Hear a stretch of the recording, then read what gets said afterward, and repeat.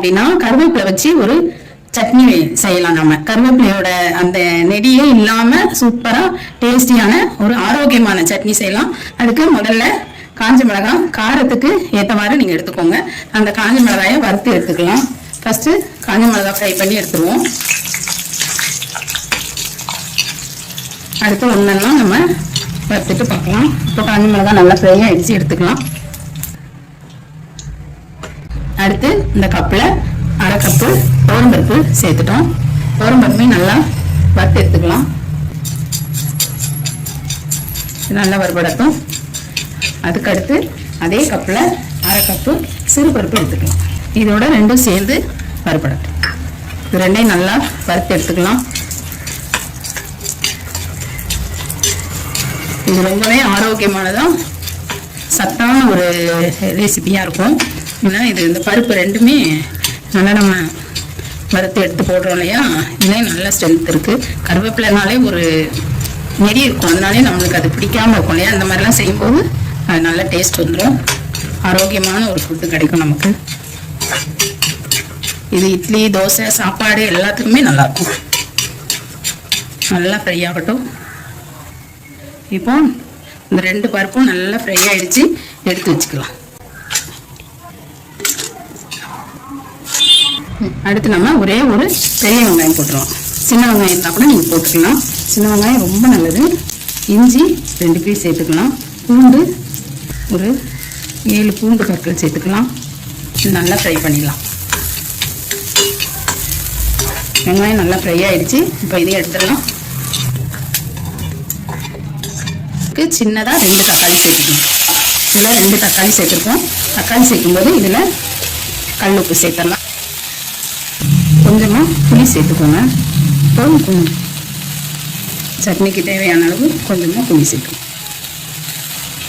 இதை நல்லா ஃப்ரை பண்ணி இந்த தக்காளி இந்த கல் உப்பும் போடும்போது இந்த தக்காளி நல்லா ஃப்ரை ஆகிடும். இப்போ தக்காளி, கல் உப்பு, கொஞ்சமாக புளி போட்டு நல்லா வதக்கிக்கிட்டோம். இந்த ஸ்டேஜில் கருவேப்பிலை போட்டுடலாம். நல்லா ஃப்ரெஷ்ஷான கருவேப்பிலை எடுத்து கழுவி காய வச்சு அதை சேர்த்துக்கோங்க. பெரிய சேர்த்து வதக்கலாம். இது நல்லா வதங்கணும். இது வதங்கும் போது கொஞ்சமாக எண்ணெய் விட்டுக்கோங்க.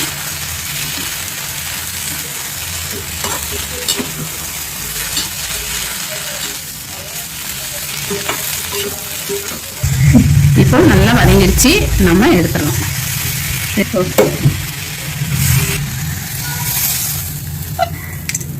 இது நல்லா ஆறட்டும். ஆறணும்னு நம்ம பார்க்கலாம். இப்போ இது நல்லா ஆறிடுச்சு. நம்ம இதை மிக்சியில் சேர்த்துடலாம். இப்போ நம்ம இதை சேர்த்துட்டு இதில் இன்னும் ஒரு பொருள் சேர்க்க போகிறோம். அதுதான் நல்லா ரொம்ப டேஸ்டியாக இருக்கும். என்னன்னு பார்த்துடலாம். ஒரு கைப்பிடி அளவு நீங்கள் உடச்ச கடலை சேர்த்துக்கோங்க. முழு கடலையோ அரைக்கடலையோ உடச்ச கடலை, அதை நீங்கள் வறுக்க வேண்டாம், அப்படியே நீங்கள் சேர்த்துக்கலாம். இப்போ நம்ம அரைச்சி எடுத்துகிட்டு வந்துடலாம். இப்போ நம்ம இதை அரைச்சிட்டு வந்துட்டோம். இதை நம்ம ஒரு பவுலுக்கு மாற்றிக்கலாம். கொஞ்சமாக தண்ணி ஊற்றிக்கலாம்.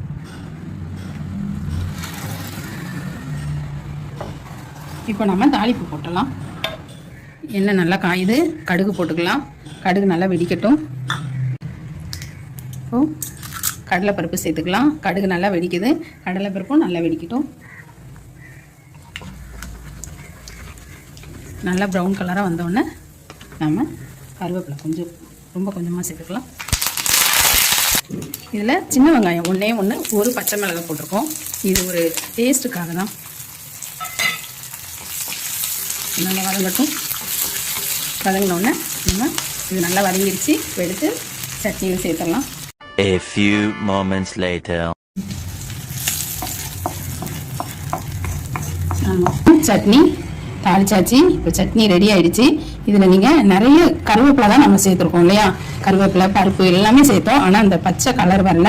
அந்த கருவேப்பிலை ஸ்மெல்லும் இதில் சுத்தமாக இல்லை. ஆனால் ரொம்ப ஹெல்த்தியான சூப்பர் சட்னி ஒன்று ரெடி பண்ணிட்டோம். இதே மாதிரி செஞ்சு பாருங்கள், ரொம்ப நல்லாயிருக்கும்.